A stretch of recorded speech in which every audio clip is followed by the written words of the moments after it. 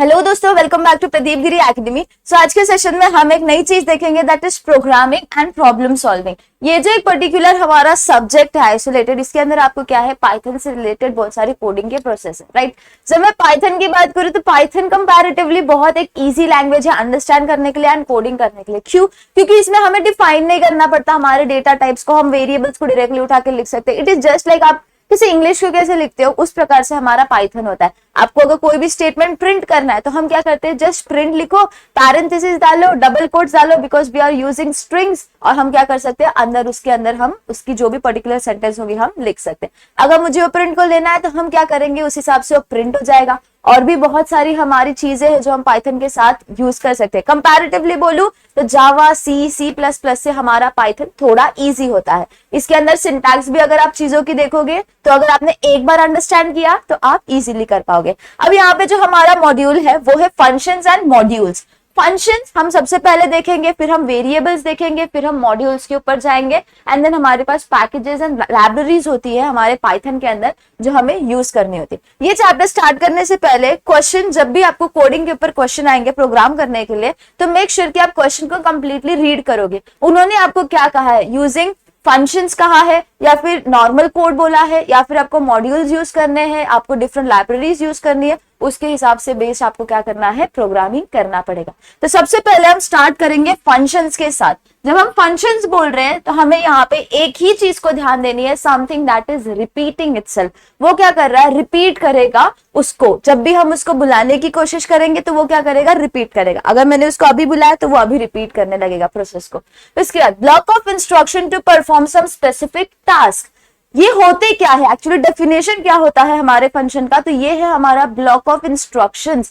ऐसे इंस्ट्रक्शंस जो मैं क्या चाहती हूँ, ये जो स्पेसिफिक टास्क है उसको कंप्लीट करे। जैसे कि मुझे चाहिए कि मुझे पर्टिकुलर एक रेक्टेंगल है, उसका मुझे एरिया निकालना है, तो मैं क्या करूंगी, एक फंक्शन को डिफाइन कर दूंगी कि भाई साहब आपको क्या करना है, एरिया निकालना है ये पर्टिकुलर रेक्टेंगल का। एंड देन जब भी मैं वो फंक्शन को बुलाऊंगी तो वो क्या करेगा, उस पर्टिकुलर कोड को एग्जीक्यूट करेगा। वो जितने भी सेट ऑफ इंस्ट्रक्शंस थे ना, कोड जो था, बॉडी जो थी हमारे फंक्शन की, उसको क्या करेगा, रिपीट करेगा, उसको एग्जीक्यूट करेगा जब जब आप उसे बुलाओगे। उसके बाद all logically related statement can be grouped in one entity. What is entity? हमने DBMS में अगर आप पढ़ोगे तो entity क्या होता है, एक पर्टिकुलर एक ही इंडिविजुअल में क्या करेगा, जो भी ऐसे लॉजिकली रिलेटेड चीजें होंगी उसको क्या करेगा, अपने अंदर लेगा, उसको क्या करेगा, अंडरस्टैंड करेगा। ठीक है। नेक्स्ट है हमारे पास easy to read, understand and debug. अब जब मैं एक कोड को सेपरेट लिख रही हूँ अलग से, फिर उसका जब रिक्वायरमेंट है तब मैं उसको बुलाऊंगी, तो कोड अगर आप नोटिस करोगे तो क्या हो जाएगा, सिंप्लीफाई हो जाएगा, इजी टू अंडरस्टैंड हो जाएगा। आप उसको देखते ही समझ लोगे कि हाँ, यहाँ का कोड मैंने यहाँ पे कॉल किया। नेक्स्ट क्या है हमारे पास, reusable once after written and tested. Reusability जो होती है ये सबसे इंपॉर्टेंट एक क्राइटेरिया है जब मैं फंक्शन के बारे में बात कर रही हूँ। क्यों? क्योंकि अब एक स्पेसिफिक कोड है, मैंने इसको बुलाया एक पर्टिकुलर वैल्यू के लिए, तब वो एग्जीक्यूट हो गया। अब मैं क्या करूंगी, दूसरे वैल्यू के लिए, दूसरे नंबर, जैसे मुझे एरिया ऑफ स्क्वायर निकालना है, तो उस समय मैंने स्क्वायर का एरिया किससे निकाला, विद साइड 5।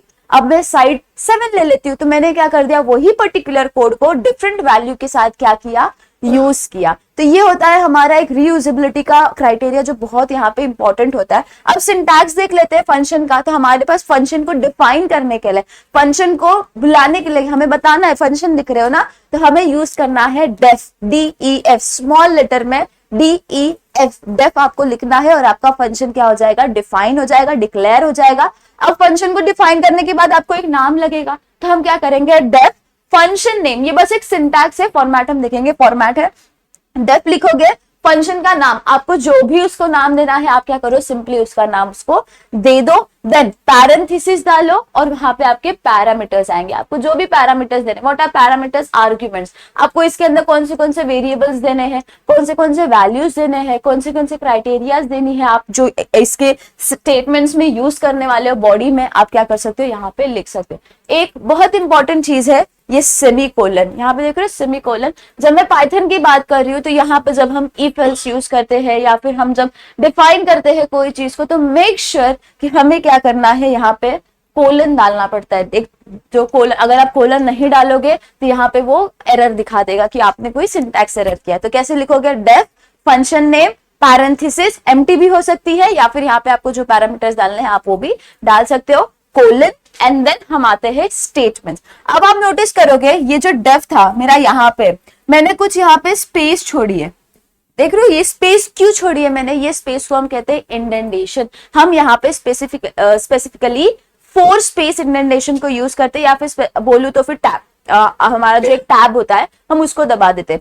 जब आप नॉर्मल जुपिटर एंड ऑल में कोड करते हो, या फिर आप गूगल कोलैब पे कोड कर रहे हो, तो आप इजीली इंडेंटेशन वहां पे फॉलो हो जाता है। लेकिन जब आप लिनक्स को यूज कर रहे हो, आप नॉर्मल नोटपैड को यूज कर रहे हो, टर्मिनल्स को यूज करके चीजें कर रहे हो, तो वहां पे आपको इंडेंटेशन डालना पड़ता है। अगर आपने नहीं डाला तो वो क्या करेगा, एरर दे देगा। क्यों एरर देगा, बिकॉज हमारा जब हम जावा एंड सी यूज करते हैं तो हम क्या यूज करते हैं, कर्ली ब्रेसेस यूज करते हैं। याद आ रहा है, opening and closing of curly braces एक चीज डिफाइन करता है कि ये एक पर्टिकुलर सेट ऑफ कोड है। जब मैं पाइथन की बात कर रही हूँ तो यहाँ पे हम कर्ली ब्रेसेस नहीं यूज करते, इसके लिए हम क्या यूज करते हैं, इंडेंटेशन यूज करते हैं। इंडेंटेशन मतलब ये डिफ के अंदर, ये जो हमारा फंक्शन है उसके अंदर ये पर्टिकुलर सेट ऑफ लाइंस आएगी। जैसे ही आपका फंक्शन एंड हो जाएगा, आप वापस क्या करोगे, इसके लाइन में से कोड करना स्टार्ट कर दोगे डेफ के नीचे से। तो ये होता है इंडेंटेशन का मतलब, 4 स्पेस इंडेंटेशन हम क्या करेंगे, यूज करेंगे। नेक्स्ट, अब ये जो फंक्शन का नाम है, ऑलवेज यूज लोअर केस। हम क्या करेंगे, लोअर केस मतलब छोटे लेटर्स जो होते हैं हम उसको यूज करेंगे। यहाँ पे भी एफ देखो छोटा है, एन छोटा है, हम क्या करते हैं वो चीज को यूज करते हैं। और यहाँ पे देख रहे होगे तो हमने एक अंडरस्कोर यूज किया, तो जहां भी आपको नेसेसरी आप क्या कर सकते हो, अंडरस्कोर यूज कर सकते हो। जैसे कि अगर मुझे कोई बड़ा नाम डिफाइन करना है, स्क्वायर ऑफ सर्कल, अगर मुझे ये चीज दिखानी है, सॉरी स्क्वायर ऑफ नंबर, तो हम क्या करेंगे, स्क्वायर ऑफ नंबर। आप इस हिसाब से क्या कर सकते हैं, अपने फंक्शन को डिफाइन कर सकते हैं। आपको यहाँ पे क्या लिखना है, डेफ, यस छोटा है, आप यहाँ पे क्या कर सकते हो, डेफ लिखो, स्क्वायर ऑफ नम, और हमारा क्या है वो पैरेंथेसिस। आपको इसके अंदर जैसे कि नम है, हम नंबर एक पर्टिकुलर नंबर का निकाल रहे हैं, तो हम पैरामीटर में क्या डाल देंगे, नम, और यहाँ पे हमारा क्या होगा, सेमीकोलन होगा। तो इस हिसाब से हम क्या करते हैं, फंक्शन को डिफाइन करते हैं। मेक श्योर इंडेंटेशन बहुत इंपॉर्टेंट है। जब आप पेपर में भी कोडिंग करोगे या फिर प्रैक्टिकल में कोडिंग करोगे तो आपको इंडेंटेशन का बहुत ध्यान देना है, नहीं तो मार्क्स कैंसिल हो जाएंगे। अब मैंने मेरे फ्रेंड को मुझे मेरे फ्रेंड से बात करनी है, राइट, नॉर्मल से मुझे फ्रेंड से बात करनी है, तो मैंने सिर्फ अभी तक दिमाग में सोचा है कि मुझे उससे बात करनी है। If I really want to talk to him, तो मैं क्या करूंगी, तुरंत कॉल करूंगी उसको। हाँ, कॉल करके हम क्या करेंगे, फिर उससे बात करेंगे, राइट। मतलब कॉल करना इंपॉर्टेंट है, सिर्फ सोचोगे तब तक कुछ चीजें नहीं होगी। तो यही चीज है हमारा फंक्शन के साथ भी, सिर्फ लिखोगे तो उसकी कोई एग्जिस्टेंस नहीं है जब तक आप उसको कॉल नहीं करोगे, मतलब जब तक आप उसको बुलाओगे नहीं कि अब भाई साहब तुझे एग्जीक्यूट होना है। तो यहाँ पे जब मैं फंक्शन कॉल बोलूंगी तो ये क्या होता है, टू रिवोक द फंक्शन। हम क्या कर रहे हैं, फंक्शन को बुला रहे, उसको जगा रहे कि भाई अब आपको एग्जीक्यूट होना है। When called, the program control jumps to the function। अब समझो मैंने यहाँ पे कुछ एक स्पेसिफिक कोड लिखा है, कुछ भी इंस्ट्रक्शंस लिखे हैं, एंड देन मैंने सडनली यहाँ पे क्या कर दिया, मेरा फंक्शन को कॉल कर लिया। तो मेरा जो ये कोड है डायरेक्टली मेरा जहां पे भी फंक्शन था ना, डेफ मैंने डिक्लेयर किया था, डायरेक्टली वहां पे क्या करेगा, जंप कर जाएगा। कंट्रोल क्या होगी हमारे, डायरेक्टली उस पर्टिकुलर फंक्शन के पास जंप हो जाएगी जब भी हम उसको बुलाएंगे। तो ये एक स्पेसिफिक एडवांटेज होता है उसका कि वो जब भी हमें नेसेसरी है, changing the variables, changing the values, हम क्या कर सकते हैं, उसको यूज कर सकते हैं। अब इसका सिंटैक्स क्या है, तो फंक्शन अंडरस्कोर नेम, जो भी आपने फंक्शन का नाम दिया था, जैसे कि यहाँ पे समझो डेफ कोड पैरेंथेसिस, मैंने एक फंक्शन डिफाइन किया, फिर इसके नीचे मैंने लिख दिया प्रिंट, और यहाँ पे सपोज मैंने ये चीज लिख दी, ठीक है, इंडेंटेशन के साथ। अब मुझे इसको बुलाना है तो मैं क्या करूंगी, सिंपली डेफ के लाइन में, यहाँ पे देखो डेफ के लाइन में मैं क्या करूंगी, कोड पैरेंथेसिस डाल के बस क्या करूंगी, उसे बुला लूंगी। तो हम क्या कर रहे हैं, फंक्शन का नाम जैसा आप लिखोगे एग्जैक्ट वैसा ही लिखना, नहीं तो एरर दे देगा कि फंक्शन नॉट डिफाइंड। तो यहाँ पे आपको क्या करनी है, सिर्फ पैरेंथेसिस डालनी है। ये पैरेंथेसिस के अंदर क्या होने वाला है, यहाँ पे कोई भी सेमीकोलन नहीं है, ये नॉर्मली ऐसा ही होता है। पैरेंथेसिस के अंदर आएंगे पैरामीटर्स, जो आपने इसके अंदर डिफाइन किए थे। जब आप डिफाइन कर रहे थे आपके फंक्शन को, तो यहाँ पे आपने कुछ पैरामीटर्स दिए होंगे, राइट। तो ये पैरामीटर्स क्या करेंगे, हम यहाँ पे लिखेंगे, उसकी वैल्यूज डाल देंगे। 3 टाइप से आप उसको पास कर सकते हो। नंबर 1 है डायरेक्टली वैल्यू, डायरेक्टली आप वैल्यू दे दो। जैसे कि यहाँ पे मैंने अगर x लिखा है, ठीक है, तो यहाँ पे मैं क्या करूंगी, डायरेक्टली वैल्यू उसको दे दूंगी 5। आप डायरेक्टली वैल्यू भी दे सकते हो। अगर आपने वहां पे खाली रखा है तो आप वो भी चीज कर सकते हो।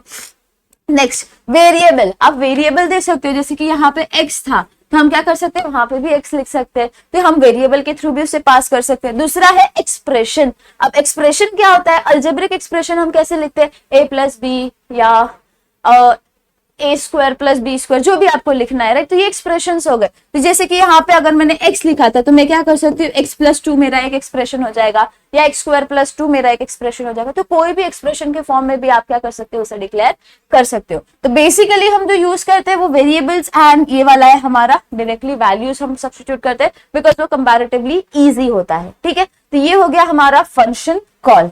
अब हम चलते हैं नेक्स्ट, दैट इज एक छोटा सा एग्जाम्पल। एग्जाम्पल देखो कैसा है हमारे पास, डेफ हमने नॉर्मल सा एक कोड लिखा है, जैसे हमने वहां पे लिखा था डेफ कोड पैरेंथेसिस, यहाँ पे कोई आर्ग्यूमेंट्स नहीं दिए। सेमीकोलन क्या होता है हमारा, सॉरी कोलन जो होता है वो हमारा बहुत मैंडेटरी होता है। जब मैं इसे डिक्लेयर कर रही हूँ इस पर्टिकुलर पार्ट में, तो उसे हम क्या कहते हैं, फंक्शन हेड कहते हैं। क्या कहते हैं, फंक्शन हेड। उसके बाद यहाँ पे इंडेंटेशन देना जरूरी है। इंडेंटेशन अगर आपको नहीं देना है तो एक अट्रैक्टिव मोड भी होता है हमारे पास, जिसके अंदर हम क्या करते हैं ना, डॉट डॉट्स को यूज करते हैं, सॉरी डॉट डॉट्स को यूज करते हैं, या फिर वो जो एंगुलर ब्रैकेट्स होते हैं उसे यूज करते हैं। तो क्या होता है, कोड थोड़ा इजीली एंड अच्छे से दिखाया, मींस रिजेंबलेंस उसकी अच्छी हो जाती है।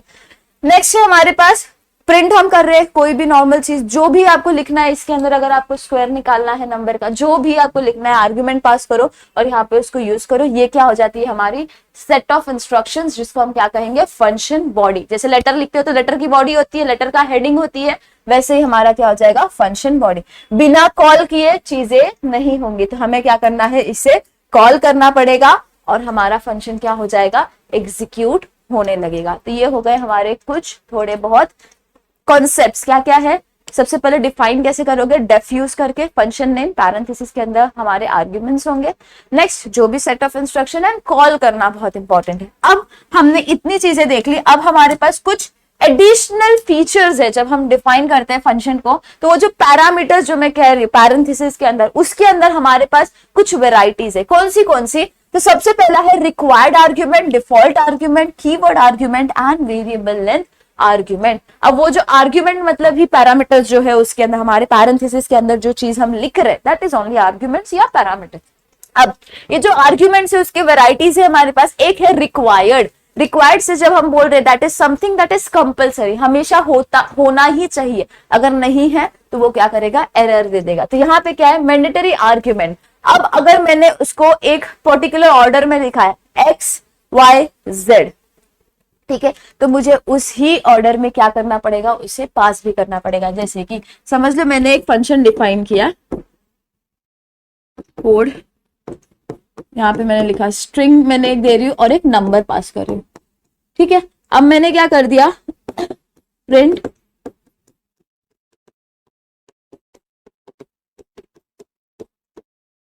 ठीक है, ये मैंने मेरा बेसिकली ले लिया। अब मैं क्या कर रही हूँ, वैल्यूज डाल देती हूँ और मैंने नम दे दिया समझो 50। इसको कोड्स में नहीं डालोगे तो भी चलेगा, बट ठीक है, हो गया मेरा स्ट्रिंग और नम। अब बिना कॉल किए तो होगा नहीं, समझो मैंने बुला लिया मेरे फंक्शन को, मैंने फंक्शन को बुलाया, लेकिन मैंने क्या किया, सिर्फ स्ट्रिंग को बुलाया। क्या किया, सिर्फ ये जो पर्टिकुलर स्ट्रिंग है ना उसको बुलाया। अब ये जो मेरा पर्टिकुलर कोड है ना, ये एग्जीक्यूट नहीं होगा, ये हमें क्या दे देगा, एक एरर दे देगा। क्यों एरर देगा, बिकॉज जब हम आर्ग्यूमेंट्स डिसाइड कर रहे थे तो हमने दो चीज लिखी। नंबर 1 लिखा हमने हमारा स्ट्रिंग जो हमें दिखाई दे रहा है यहाँ पे अदिति वाला, दूसरा दिया हमने उसको आर्ग्यूमेंट नम। मतलब कि जब भी मैं कोड को बुलाऊंगी, जब भी मेरा फंक्शन को मैं बुलाऊंगी, तो यहाँ पे मेरे पास स्ट्रिंग के बाजू में नम होना भी जरूरी है। अगर मैंने वो नम नहीं लिखा तो मेरा क्या करेगा, वो एरर दे देगा। तो आपको ये क्या बताता है कि ये जो पर्टिकुलर फंक्शन था हमारा, उसके जो रिक्वायर्ड आर्ग्यूमेंट्स थे, 2 आर्ग्यूमेंट्स थे, दोनों के दोनों यहाँ पे फंक्शन कॉल में होने चाहिए, नहीं तो वो एग्जीक्यूट नहीं होगा। तो यहाँ पे पर्टिकुलर कोड क्या करेगा, कैसे ये फ्लो कैसा है हमने डिफाइन किया। यहाँ पे ये पर्टिकुलर पार्ट हमारा डिफाइन का है, स्ट्रिंग लिया, नम लिया, प्रिंट कर दिया स्ट्रिंग एंड नम को। दूसरा स्ट्रिंग को और नम को मैंने क्या कर दी, कुछ स्पेसिफिक वैल्यूज अलॉट कर दी फंक्शन के बाहर। देख रहे हो डेफ के लाइन में, फंक्शन के बाहर अदिति एंड 15। अब मैंने क्या किया, फंक्शन को कॉल किया। कॉल करते टाइम कोड फंक्शन नेम लिखा, फिर मैंने लिखा first argument and second argument. अब ये क्या करेगा, एग्जीक्यूट करेगा। कैसे एग्जीक्यूट करेगा, तो यहाँ पे ये कोड को रीड करेगा। रीड करने के बाद उसने नोटिस किया कि हमारे पास यहाँ पे क्या है, वो फंक्शन को कॉल कर रहा है। तो जैसे ही ये फंक्शन को कॉल करेगा ये कोड यहाँ पे चला जाएगा। और कैसे एग्जीक्यूट होगा, स्ट्रिंग बोला है ना उसने, तो डायरेक्टली वैल्यू कैसी आ जाएगी, प्रिंट स्ट्रिंग, तो अदिति एंड उसके नीचे नम। जैसा हमारा फ्लो होगा, सबसे पहले स्ट्रिंग दिया है तो सबसे पहले स्ट्रिंग, देन हमारा नम, तो फिर दूसरा स्टेटमेंट क्या आएगा, प्रिंट के हिसाब से यहाँ पे नम हो जाएगा। तो ऐसी कुछ कुछ चीजें हमारी जो हमें यहाँ पे क्या करनी पड़ती है, अंडरस्टैंड करनी पड़ती है जब हम इसका स्पेसिफिक कोड लिखेंगे। अब दूसरा है हमारे पास एक डिफॉल्ट। अभी डिफॉल्ट क्या होता है, जब हम डिफॉल्ट के बारे में सुन रहे हैं तो डिफॉल्ट इज समथिंग कि उसकी वैल्यू हमारे पास होनी ही चाहिए, या फिर अगर नहीं है तो वो क्या करेगा, डिफॉल्ट कोई भी एक वैल्यू जो उसके पास होगी उसे वो क्या करेगा, अज्यूम कर लेगा, राइट। तो यहाँ पे देखो, जब हम डिफॉल्ट आर्ग्यूमेंट की बात करें, यूज्ड व्हेन, कब यूज करेंगे, no argument is pass during the function call. जैसे कि मैंने फंक्शन को कॉल किया, वहां पे मैंने कोई आर्ग्यूमेंट्स दिए ही नहीं, तो वो क्या करेगा, जो ओरिजिनली एग्जिस्ट कर रहा था, डिफॉल्ट वैल्यू जो भी थी उसकी, वो क्या करेगा, उसे उठा लेगा। यहाँ पे जब हम डिफाइन करना है तो हम कैसे, उसको सिंटैक्स कैसा है, कीवर्ड नेम, आपका जो भी आपका आर्ग्यूमेंट है, जो भी पैरामीटर है, इक्वल्स टू वैल्यू, जो भी आपका वैल्यू आपको वहां पे देना है। यहाँ पे जो हमारा इक्वल्स टू है उसे हम क्या कहते हैं, असाइनमेंट ऑपरेटर कहते हैं। यहाँ पे देख लो इसका मतलब क्या है, डिफ, अब फंक्शन का कुछ भी नाम दे सकते हैं, यहाँ पे कोड यूज किया है, समझ लो मैंने लिया नॉर्मल सा फर्स्ट लिया, उसके बाद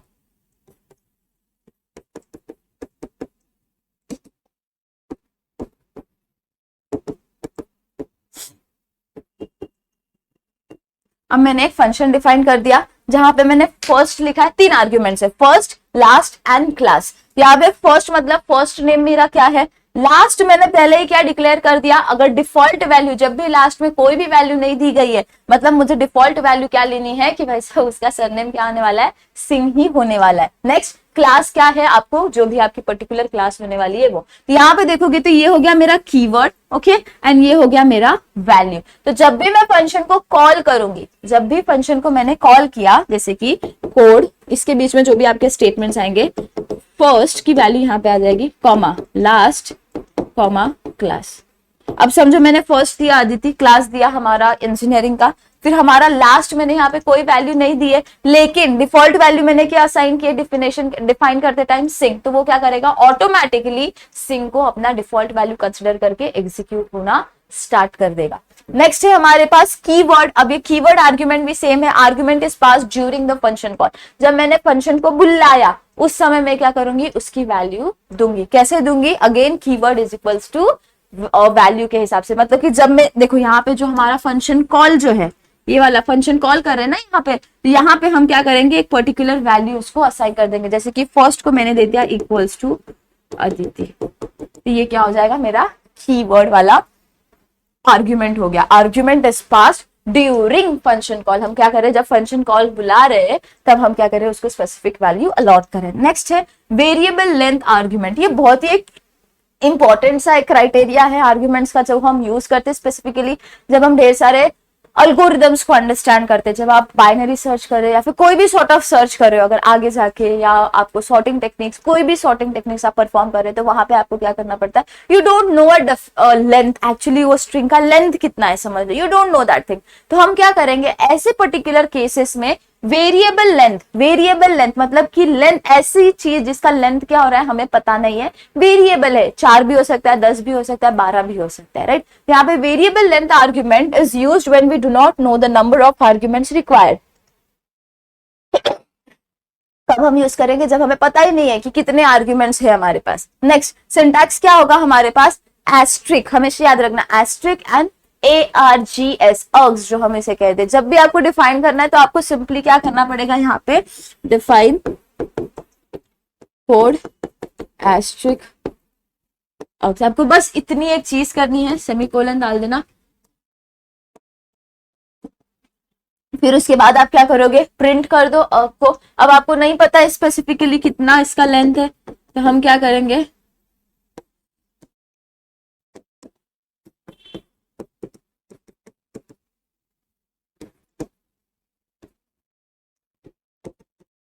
अब हम फंक्शन कॉल कर रहे हैं तो डॉक कोड और कितना 2 नंबर्स बोला तो समझो 2 and 6।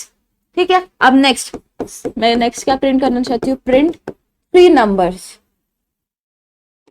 तो ये कैसे प्रिंट कर देगा, हमें कोड को मैं वापस मेरा जो फंक्शन है उसको बुला रही हूँ विथ 3 नंबर्स। ठीक है, अब मैं क्या कर रही हूँ, प्रिंट 4 नंबर्स। आप नोटिस करोगे हर बार मेरा जो कोड के अंदर में जितने आर्ग्यूमेंट्स पास कर रही थी उसकी वैल्यू क्या हो रही है, चेंज हो रही है। यहाँ पे 2, यहाँ पे 3, यहाँ पे 4। तो इसका मतलब क्या है, मेरा जो ये पर्टिकुलर अर्ग है उसके अंदर में कोई भी वैल्यू डाल सकती है, राइट। तो यहाँ पे आप क्या करोगे, डायरेक्टली आउटपुट क्या आएगा, 2 नंबर्स इक्वल्स टू, अगर आपको डालना है तो 2 and 6 आ जाएगा। अर्ग आपने क्या किया, अर्ग को प्रिंट किया, राइट। तो यहाँ पे क्या करेगा वो, जितनी भी आपको वैल्यूज देनी है, अगर 10 नंबर्स देना है तो आप क्या कर सकते हो, उतने भी वैल्यूज दे सकते हो। तो स्ट्रिंग पास, जब हम कोई भी एक लिस्ट पास करते हैं, एरे पास करते हैं, तो यहाँ पे वो कंपैरेटिवली हमें इजी वे में चीजों को दे देता है। तो सिंटैक्स क्या है, बस आपको ये जो एस्ट्रिक है उसको ध्यान में रखना है, ARGS जो हमारा अर्ग्स है आपको उसको ध्यान में रखना। तो ये हो गया हमारा कुछ स्पेसिफिक चीजें जब हम फंक्शन को अंडरस्टैंड कर रहे थे। ठीक है, अब हम कोड्स लिख लेते हैं हमारे इसके ऊपर बेस, सिंपल से कोड्स जो आपको पूछे जा सकते हैं एक्सप्लेनेशन के साथ में। तो यहाँ पे देखो, calculate area of rectangle using function. आपको क्या करना है, एक हमारे पास रेक्टेंगल है उसका एरिया निकालना है। हो सकता है आपको स्क्वायर होगा, हो सकता है आपको सर्कल होगा। हम बेटर सर्कल को निकालते बिकॉज वहां पे हम क्या करते हैं, कांस्टेंट पास करके करते हैं। यहाँ पे हम एरिया ऑफ सर्कल निकालेंगे। क्या होता है एरिया ऑफ सर्कल, हमारे पास पाई आर स्क्वायर होता है, राइट। पाई की वैल्यू क्या होती है, 3.14 या फिर 22/7, आपको जो लेना है आप डिफाइन कर सकते हो। एंड आर एक ऐसी रेडियस को क्या करना पड़ेगा, हमें लेना पड़ेगा हमारे फंक्शन में। तो जब भी मैं फंक्शन को लिखूंगी तो मेरा वो पर्टिकुलर आर्ग्यूमेंट क्या होने वाला है, आर होने वाला है। इस चीज का आपको क्या करना है, ध्यान देना। तो जब इसका कोड लिखेंगे हम लोग तो कैसा हो जाएगा code, define area underscore of circle. हम समझ लो आर, रेडियस को मैं क्या दे रही हूँ, आर डिफाइन कर रही हूँ। पैरामीटर्स हमारे एक ही पैरामीटर रिक्वायर्ड है। नेक्स्ट हम क्या कर रहे हैं, इसके अंदर पाई की वैल्यू डिफाइन कर देते हैं 3.14, या फिर आपको 22/7 लिखना है तो आप वो भी लिख सकते हो। नेक्स्ट एरिया या रिजल्ट, आपको जो लिखना है रिजल्ट लिख लो, आंसर लिख लो, जो भी आपको लिखना है। डेटा टाइप लिखने की यहाँ पे कोई जरूरत नहीं होती, नहीं तो हम जब बाकी चीजें यूज करते तो फ्लोट यूज करते हो, डबल यूज करते हो, तो वो कॉम्प्लिकेट हो जाता है। नेक्स्ट एरिया क्या होने वाला है हमारा, पाए जो हमने डिफाइन किया है, आर स्क्वायर, राइट। तो आर इंटू आर, ये हम फंक्शन को यूज करके कोड लिख रहे हैं। ठीक है, इसका ध्यान देना। अब हमारा क्या हो गया, रिजल्ट आ गया हमारे पास। नेक्स्ट चीज आपको क्या करनी है, ये रिजल्ट को यूज करना है, राइट। तो print area of circle is equals to result. अब ये हो गया मेरा कोड, सेट ऑफ कोड हो गया, हमारा इंस्ट्रक्शन का सेट हो गया। अब मुझे क्या करना है, पर्टिकुलर फंक्शन को बुलाना है। आउटपुट जब हम लिखेंगे तो पर्टिकुलर फंक्शन हम जब बुला रहे हैं तो मैं क्या कर रही हूँ, डायरेक्ट वैल्यू पास कर रही हूँ। जैसे कि मेरा समझो रेडियस मैंने ले लिया 5, तो मेरा फंक्शन कॉल कैसा हो जाएगा, area of circle, exact same name, और मैंने आर की वैल्यू क्या दे दी, 5 दे दी। तो आउटपुट कैसा हो जाएगा हमारे पास, area of circle is equals to result. Result में वो डायरेक्टली कहाँ जंप करेगा, यहाँ पे। पाई की वैल्यू क्या ली हमने, 3.14 इंटू 25, जो भी आपको वैल्यू आएगी वो क्या हो जाएगी, यहाँ पे प्रिंट हो जाएगी। तो इस हिसाब से हमारा एक स्पेसिफिक कोड है, क्या करना है, डेफ करना है, डिफाइन करना है, कांस्टेंट जो वैल्यूज होंगी वो लेनी है। उसके साथ आपको नेक्स्ट स्टेप क्या होने वाला है, प्रिंट कर दो जो भी आपका वैल्यू, आपका रिजल्ट है या आंसर है, जो भी आप इसको कीवर्ड असाइन कर रहे हो, वेरिएबल असाइन कर रहे हो। फंक्शन को बुलाना है, यह से बुलाने के बाद हम क्या करेंगे, आउटपुट में हमें वो पर्टिकुलर स्टेटमेंट मिल जाएगा। Next, square of given number. Square of given number मतलब एक पर्टिकुलर नंबर को हम क्या कर रहे हैं, 2 बार मल्टीप्लाई कर रहे हैं, दैट्स ऑल। मतलब कि हमारा फंक्शन कैसा होने वाला है, डेफ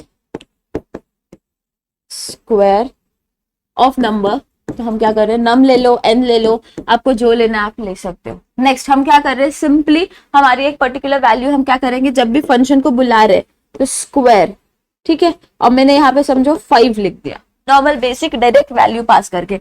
अब मेरा रिजल्ट क्या होने वाला है, यहाँ पे num into num, as simple as that. फिर हम प्रिंट क्या कर देंगे, square is equals to result. और यहाँ पे हमारा क्या हो जाएगा, जैसे मैं फंक्शन को बुला रही हूँ तो वो क्या करेगा, फंक्शन को वैल्यू क्या दे दी मैंने 5, तो जब इसको एग्जीक्यूट करेगा तो वैल्यू क्या आएगी, square is equals to result क्या आया हमारे पास 25। ये क्या हो जाएगा हमारा आउटपुट। काफी सिंपल से कोड्स होते हैं हमारे पास ऐसे पर्टिकुलर चीजों में। आपको बस क्या करना है, फंक्शन को डिफाइन करना है, डिफाइन करने के बाद आपको क्या करना है, सिंपली बस उसको कॉल करना है और आपकी चीजें क्या हो जाएंगी, सॉल्व हो जाएंगी। अब नेक्स्ट देखो, चेक वेदर इवन और ऑड नंबर्स। मतलब कि हमारे पास एक नंबर है, हमें क्या करना है, चेक करना है कि वो स्पेसिफिक नंबर हमारा इवन है कि ऑड है। अब एक गिवन नंबर अगर इवन है तो उसको मतलब क्या होता है, वो 2 से कंप्लीटली डिविजिबल है। कंप्लीटली डिविजिबल मतलब जब 2 से हम उसे डिवाइड करें तो रिमाइंडर कितना मिल रहा है, हमें 0 मिल रहा है। और उसके बाद अगर मैं ऑड की बात कर रही हूँ तो अदर देन 0 हमें कोई भी और एक वैल्यू रिमाइंडर में मिल रही है। तो हम यहाँ पे इफ एल्स यूज, अब ये फंक्शन जो है आपके पास, जब आप मैथ एक डोमेन है हमारे पास, मॉड्यूल है, उसको यूज करके करोगे तो इजीली सॉल्व हो जाता है। डायरेक्टली यूज करके भी आप सॉल्व कर सकते हो, लेकिन अगर क्वेश्चन में स्पेसिफाइड है कि आपको फंक्शंस यूज करना है तो you need to use functions only. तो यहाँ पे जब हम इवन एंड ऑड फंक्शंस को लेके कर रहे हैं तो आप यहाँ पे इफ एल्स भी यूज कर सकते हो। ऑफ कोर्स आप इफ एल्स यूज करके भी कर सकते हो इसको सॉल्व, और नॉर्मली भी कर सकते हो। तो इवन एंड ऑड का कोड सॉल्व करने के लिए हम क्या करेंगे, सबसे पहले डिफाइन कर लेते हैं हमारे फंक्शन को। डेफ समझ लो, मैंने उसको नाम दे दिया इवन, और जो भी आपको देना है। हमारा क्या है, ऑफ कोर्स एक ही नंबर को हम क्या करेंगे, डील करेंगे एंड चेक करेंगे कि वो इवन है या ऑड है। तो मैंने क्या कर दिया, एक नम मेरा एक वेरिएबल हमने चूज कर लिया। अब नेक्स्ट कंडीशन क्या होगी, जब हम इवन एंड ऑड का यूज करते हैं तो always what we use is if and else, क्योंकि हमें देखना है वो डिवाइड, जब हम 2 से इसको कर रहे हैं तो वो इक्वल्स टू है या नहीं। तो क्या करेंगे, num when divided by 2, assignment operator दे दो हमारा, डबल इक्वल्स टू हम देंगे इज इक्वल्स टू 0। अगर इक्वल्स टू 0 है, रिमेंबर जब भी हम इफ लूप या फिर डिफाइन करें कुछ भी चीज को यहाँ पे यूज कर रहे हैं पाइथन में, तो हमें क्या यूज करना है, कोलन यूज करना है, इंडेंटेशन देना है। तो हमारी वैल्यू क्या आ जाएगी, अगेन हम इफ के अंदर काम कर रहे हैं, अगेन हमें क्या करना पड़ेगा, एक इंडेंटेशन देना पड़ेगा। क्यों, क्योंकि हमने डेफ के अंदर इफ लाया, इफ के अंदर कोड क्या होगा, उसका जो कोड होगा, जैसे हम पैरेंथेसिस कर्ली ब्रेसेस डालते तो यहाँ पे हमें क्या करना है, print the number is even, और आपको जो भी समझो नंबर देना है तो हम क्या करेंगे, यहाँ पे नम लिख देते। तो ये क्या हो गया हमारा इफ वाला कंडीशन हो गया। अब जब हम एल्स लिखेंगे तो अगेन हम क्या करेंगे, ये पर्टिकुलर लाइन के बाहर आएंगे। देखो इफ के इंडेंटेशन वाले लाइन में आ गए एल्स लिखने के लिए, अगेन सेमी कोलन। यहाँ पे हमें कंडीशन देने की जरूरत नहीं है, क्यों, बिकॉज अगर ये नहीं है तो इसके अलावा इसके अपोजिट क्या होगा, नॉट इक्वल्स टू 0 होगा। बट ऑब्वियसली ये क्या हो जाएगा, print the number is odd is equals to num. Suppose आपको नम प्रिंट करना है तो अब ये हो गया हमारी चीजें, ये हो गया हमारा डिफाइन कंप्लीट। अब हम क्या करेंगे, हमारा जो कोड है नम है उसको बुला लेते। तो हमारा जब कोड एग्जीक्यूट होगा तो मेरा सबसे पहले हमें कॉल करना पड़ेगा। तो इवन अगेन डेफ के लाइन में आया, देखो इंडेंटेशन, तो इवन ऑड नम, नम क्या दिया, सपोज मैंने दिया 10, सपोज दिया मैंने 10। तो कंडीशन देखो ये क्या करेगा, इस फंक्शन के पास जाएगा, इफ के अंदर आएगा, इफ के अंदर क्या देखेगा, नम, नम क्या है 10, 10 डिवाइडेड बाय 2 कितना होता है, रिमाइंडर कितना होता है हमारे पास 0, मतलब द नंबर इज इवन। तो ये इमीडिएटली क्या प्रिंट करेगा, द नंबर इज इवन और इक्वल्स टू 10। वो स्टेटमेंट मैंने ऐसा कुछ भी लिख दिया है, इसको इग्नोर करना। अब समझ लो मैंने एक और बार दूसरा नंबर दिया, जैसे कि इवन एंड ऑड, वापस मैंने फंक्शन को बुलाया, इस बार मैंने नंबर दिया उसको 7, क्या दिया 7। तो अब ये वापस इधर जाएगा with number 7, direct value pass की हमने पैरामीटर्स में, इफ के अंदर आएगा 7 divided by 2 is equals to 0, no it is not equals to 0। तो ये डायरेक्टली कहां पे जंप करेगा, एल्स वाले पार्ट में। एल्स के अंदर हमने स्टेटमेंट क्या लिखा है, द नंबर इज ऑड। तो यहाँ पे क्या आ जाएगा, द नंबर इज ऑड, और सपोज यहाँ पे हमने क्या ले लिया 7। तो बस इसी हिसाब से आपको क्या करना है, इवन एंड ऑड का कोड आपको लिखना है। ऐसे प्राइम एंड कंपोजिट का भी आप लिख सकते हो, काफी सिंपल से कोड्स होते हैं, इतना कुछ नहीं है। Next, check whether leap year और नॉट। ये वाला जो कोड है ना, यहाँ पे बच्चे कंफ्यूज हो जाते हैं, आई डोंट नो व्हाई। जब मैं लीप ईयर की बात करूं, एक normal study year, normal year में हमारे पास कितने डेज होते हैं, 365 डेज होते हैं, लाइक हमारा सर्कल जो कंप्लीट करता है हमारा अर्थ। फिर उसके बाद हमारे पास है नेक्स्ट लीप ईयर, ये नॉर्मल ईयर हो गया। लीप ईयर में होते हैं 366 डेज हमारे होते हैं लीप ईयर में। क्यों 366? बिकॉज इस स्पेसिफिक ईयर में हमारा जो फरवरी होती है उसके अंदर कितने डेज होते हैं? 29 डेज होते हैं। और नॉर्मली कितने डेज होते हैं? 29 डेज होते हैं। जैसे कि अभी कौन सा ईयर चल रहा है? 2023 चल रहा है, राइट? यानी कि 2023 में हमारे फरवरी का कैलेंडर देखो, you will see it has 28 days, indirectly 365 days. Next year जो हमारा होने वाला है दैट इज 2024, इसमें हमारे पास फरवरी में 29 डेज होंगे और हमारा ईयर कितने साल का, कितने डेज का होगा? 366 डेज का होगा। क्यों? बिकॉज हमारी एक लॉजिक जो है वो क्या है कि हमारे हर 4 साल के बाद लीप ईयर आता है। अब ये हर 4 साल भी ऐसा, दैट इज डिविजिबल बाय 4। अब 2024 इज डिविजिबल बाय 4। वैसे इसके 4 साल पहले हमारा लीप ईयर कब आया होगा? 2020 में आया होगा। इससे भी 4 साल पहले 2016 में आया होगा। इससे और 4 साल पहले हमारा 2008 में, 2004, देन हमारे पास 2000। इस हिसाब से हमारा क्या हुआ? हमारा जो पर्टिकुलर ईयर्स थे वो इस हिसाब से हमारे आने लगे। अब इंटरवल कितना है? 4 ईयर्स का है, हमने नोटिस किया। तो अब हमें क्या करना है? इसके कोड लिखने के लिए हमारे पास उतने स्पेसिफिक क्या होने वाले? कंडीशंस होने वाली है। तो ये कंडीशंस कैसे कैसे होगी? सबसे पहले तो हमारे पास होगा कि देखो 2020 डिविजिबल बाय 4 है, तो सबसे पहला क्या होगा कि year should be divisible by 4। तो यहाँ पे हमारा कोड जब हम स्टार्ट करेंगे तो डेफ लीप ईयर कर दो और यहाँ पे ईयर दे दो हमारा वेरिएबल कोलन, ठीक है। इफ के अंदर क्या क्या आएगा? सबसे पहला कंडीशन क्या था? It should be divisible by 4। तो जब हम डिविजिबिलिटी बाय 4 चेक कर रहे हैं तो हम क्या करेंगे? यहाँ पे year divided by 4 should be equals to 0। क्यों? क्योंकि देखो 2020 को डिवाइड बाय 4 करो, क्या मिल रहा है? इक्वल्स टू, आपको रिमाइंडर कितना मिलने वाला है? 0। अगेन यहाँ पे भी 0, यहाँ पे भी कितना मिल रहा है हमें? 0। अब इसको करोगे तो आपको क्या मिलना है? 2023 को अगर आप 4 से डिवाइड करोगे तो क्या मिलेगा? But obviously not equals to 0। तो उसके लिए हमें ऐसी एक पर्टिकुलर कंडीशन निकालनी पड़ेगी। नेक्स्ट क्या है? एंड हम कैसे लिखेंगे? यहाँ पे एंड ऑपरेटर, यहाँ पे हमारे पास लॉजिकल ऑपरेटर्स होते हैं कुछ एंड और आपको क्या करना है उसको यूज करके। जब हम मैथ्स भी पढ़ रहे थे तो वहां पे भी था लॉजिकल ऑपरेटर्स, वही चीज हमें यहाँ पे भी यूज करनी है। तो यहाँ पे आ जाएगा and.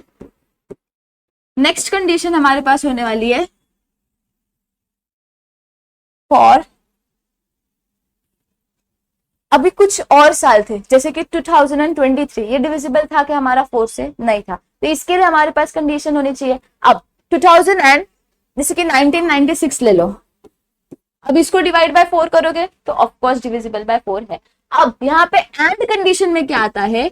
Year when divided by 100 should not be equals to 0। अब इसको नोटिस करोगे तो इसको मैं अगर 100 से डिवाइड करूं तो ऑफ कोर्स ये हमारा डिविजिबल नहीं है। लेकिन अगर 2000 भी तो मेरा एक लीप ईयर है, इसको मैं 100 से डिवाइड करूंगी तो वो भी एक हमारी कंडीशन होती है। फिर हम क्या करेंगे? और year when divided by 400 should be equals to 0, ये भी हमारी एक कंडीशन होगी। क्यों इतने कंडीशंस हमने लिखे? ये फर्स्ट क्राइटेरिया 1996 जैसे ईयर्स के लिए। ये जो सेकंड हमारा और वाला क्राइटेरिया था वो 2000 जैसे ईयर के लिए। अब इसको मैं 400 से डिवाइड करूंगी तो ये क्या हो जाएगा? हमारा डिवाइड हो जाएगा। तो ये ऐसे ईयर्स के लिए। अब ऐसे कुछ ईयर्स थे 1996 जो थे हमारे, ये 100 से हम डिवाइड कर रहे थे तो 0 नहीं दे रहा था। ऐसे भी कुछ ईयर्स थे, राइट? तो हमारा कंडीशन ये फर्स्ट पेयर ऑफ कंडीशन हो जाएगा और ये सेकंड पेयर ऑफ कंडीशन हो जाएगा। कोई यहाँ पे and year divided by 100 should be equals to 0, ये कंडीशन भी लेके करता है। बीच में और आ जाएगा यहाँ पे एक एंड वाला और यहाँ पे एक एंड वाला, ठीक है? तो वो डिपेंड करता है 100 से करो या 400 से करो, बट ऑब्वियसली वो डिविजिबल है ही। तो किसी किसी को लिखना है तो वो भी चीज लिख सकते हैं। तो यहाँ पे आपका प्रिंट अगेन इंडेंटेशन के साथ लीप ईयर और हमारा क्या आ जाएगा? यहाँ पे जो भी आपका स्पेसिफिक ईयर है आप वो लिख दो। एल्स पार्ट में क्या आ जाएगा? एल्स पार्ट में इसके अलावा कौन सी कंडीशन थी? That the year is not leap year.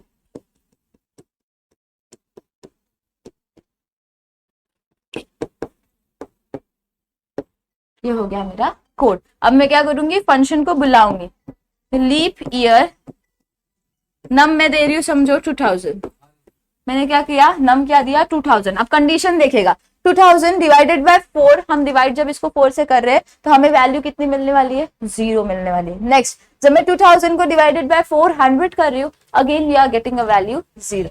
यहाँ पे क्या है, 2000 डिवाइडेड बाय हमारा 100 not equals to 0, but and condition थी। एंड कंडीशन जब हम देखते हैं ट्रू एंड फॉल्स, जब हम ट्रू एंड फॉल्स की कंडीशन देखते हैं एंड देन वहां पे हमारे पास क्या है, और वाला कंडीशन है, इसकी जो वैल्यू आएगी और क्या करोगे, इसकी जो भी वैल्यू अपन वाली। यहाँ पे तो हमारे पास क्या आया, ट्रू आया। तो आपको क्या करना है, ये सिंपल सा लॉजिकल ऑपरेटर को सॉल्व करना है, मतलब आपको नहीं करना है, कंप्यूटर सॉल्व करेगा। बट ऑब्वियसली हमारा ये जो 2000 है वो क्या है, लीप ईयर है, तो यहाँ पे वो क्या करेगा, directly leap year is equals to 2000। अब यहीं पे अगर मैंने लीप ईयर के जो नम पास किया, अगर समझो मैंने दिया रहता 2023, तो वो क्या करता, अगेन चेक करता, यहाँ पे वो फॉल नहीं करेगा, तो वो क्या करेगा, डायरेक्टली यहाँ पे जंप कर देगा एंड वो क्या प्रिंट करेगा, नॉट अ लीप ईयर। तो यहाँ पे हमारी ऐसे स्पेसिफिक कुछ कोड्स होते हैं। इसके अलावा हमारे पास एक स्वैपिंग का कोड है। स्वैपिंग मतलब कि जैसे कि समझ लो मेरे पास दो नंबर्स है ए एंड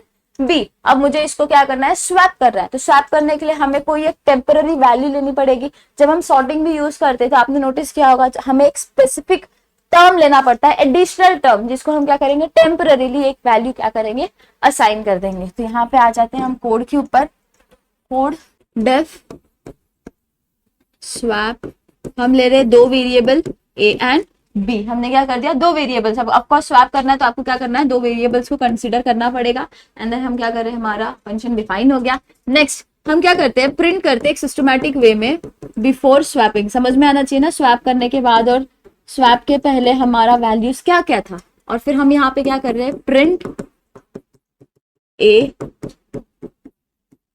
प्रिंट बी,